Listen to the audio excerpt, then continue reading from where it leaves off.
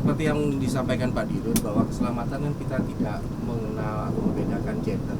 Jadi penempatan gerbong untuk wanita baik di depan maupun di belakang itu lebih kepada ya maksudnya bertujuan untuk memudahkan satu, kemudian juga memberikan kenyamanan dan mencegah terjadinya perilaku-perilaku yang tidak baik terhadap penumpang. Kalau kami taruh di tengah, sebagaimana teman-teman lihat untuk kereta ini kan kalau di tengah itu kan crossing berarti penumpang kan bisa bergeser dari depan ke belakang. Tapi kalau di belakang itu memang penumpang tidak bisa berlalu lalang.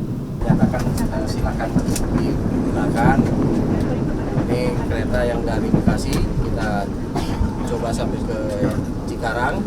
Nah, selesai ini stasiun Bekasi Timur sudah bisa difungsikan kembali untuk KRL ya khususnya untuk melayani masyarakat.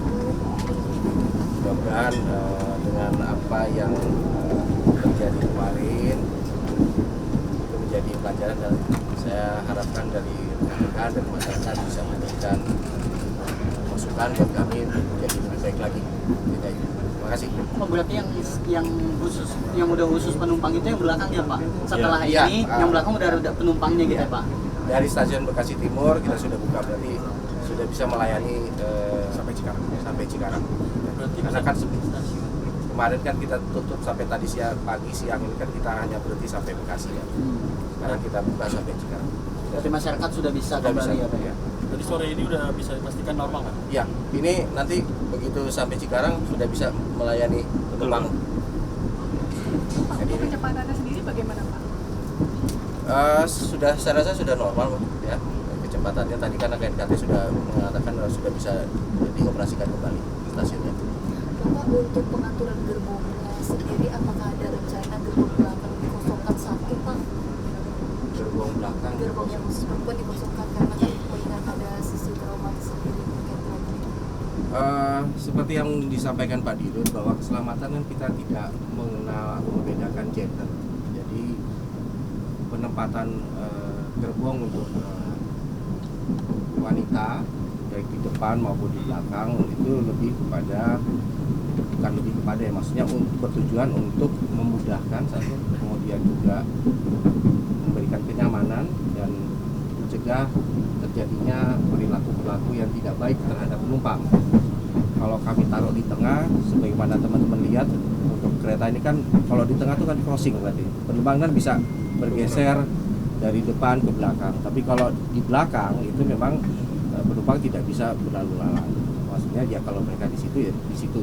Itu untuk mencegah tadi kalau misalnya ada terjadi perilaku yang tidak baik pada kaum wanita. Gitu. Penegasan soal palang liar ini seperti apa Pak jadinya? Ya, sebagaimana yang Presiden sampaikan bahwa kita akan memperbaiki palang pintu ya untuk lintas bidang, dan tadi Pak Dirut sudah mengatakan bahwa kita menghimbau masyarakat untuk tidak membuat lintasan-lintasan yang tidak diizinkan oleh pihak kereta api. Jadi kami akan menertibkan lintasan-lintasan yang tidak berizin atau lintasan-lintasan yang membahayakan bagi perjalanan kereta api. Jadi kita akan memperbaiki dan juga akan meminta supaya tidak ada lagi penambahan lintasan-lintasan yang liar. Lintasan liar itu akan ditutup permanen atau seperti apa? Kita akan lihat lagi karena mungkin perlintasan itu sudah ada seperti yang sudah terlanjur digunakan oleh masyarakat. Kalau yang sudah terlanjur digunakan masyarakat ya kita harus membuat palang pintunya ya. Karena mungkin kalau menutup akhirnya barangkali nanti akan merepotkan masyarakat. Tapi kita menghendaki tidak lagi ada penambahan lintasan-lintasan baru lagi yang akhirnya akan menyulitkan. Karena kalau semakin banyak lintasan juga itu akan menambah waktu perjalanan kereta. Karena kan saya lihat ada lintasan kemudian harus dibuka itu yang kalau hasil investigasi dari KNKT gimana Pak? Belum ya berarti? Baru kemarin, jadi sabar. Oke, belum. Sabar. Jadi sampai sekarang sudah normal lagi, sudah bisa kembali lagi. Berarti untuk yang Bapak rasakan sekarang nih Pak? Ya sejauh ini kan seperti yang bisa Mas juga rasakan bahwa kalau di sini tidak kita melihat tidak ada gangguan kan. Kita juga untuk KRL kan kita tidak hanya mengecek jalurnya, persinyalan dan juga listrik yang mengalir di atasnya. Kalau kereta jarak jauh kan tidak ada listriknya. Kita harus memastikan bahwa listrik yang mengalir itu tidak juga terganggu. Ya. Pak, untuk relawan di perlintasan Tangga sendiri ini akan ada pembinaan dari PT KAI atau Kemenhub sendiri untuk pembinaan? Kita akan juga bekerja sama dengan Pemda ya, supaya teman-teman yang ikut berpartisipasi mengatur palang-palang pintu tersebut bisa diakomodir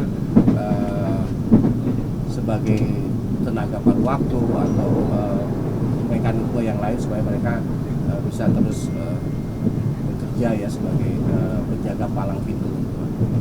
Nanti mungkin tidak semua penjaga palang pintu harus dari kereta api, tapi kita akan bekerja sama dengan Pemda karena beberapa lintasan sebidang itu sebenarnya ada di wilayah Pemda.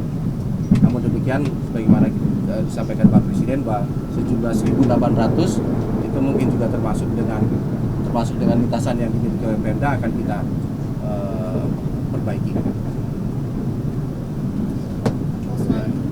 Diskusi lanjutan Pak soal flyover atau underpass, apakah sudah ada rencana atau rancangan tersendiri apa yang akan direncanakan nanti ke depannya?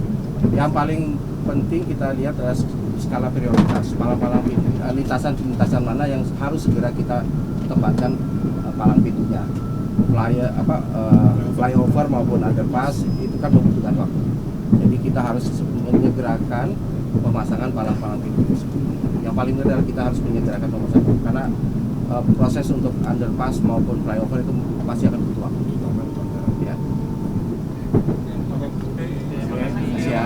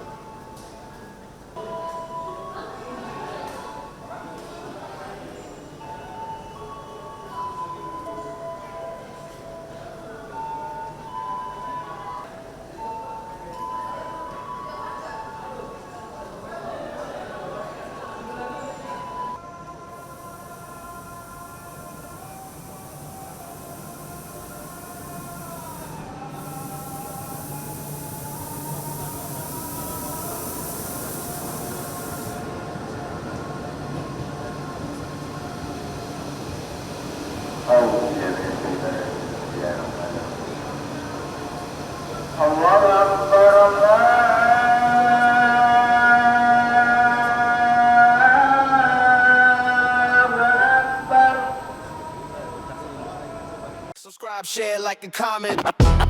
Subscribe, share, like, and comment. Subscribe, share, like, and comment. Subscribe, share, like, and comment. Subscribe, share, like, and comment.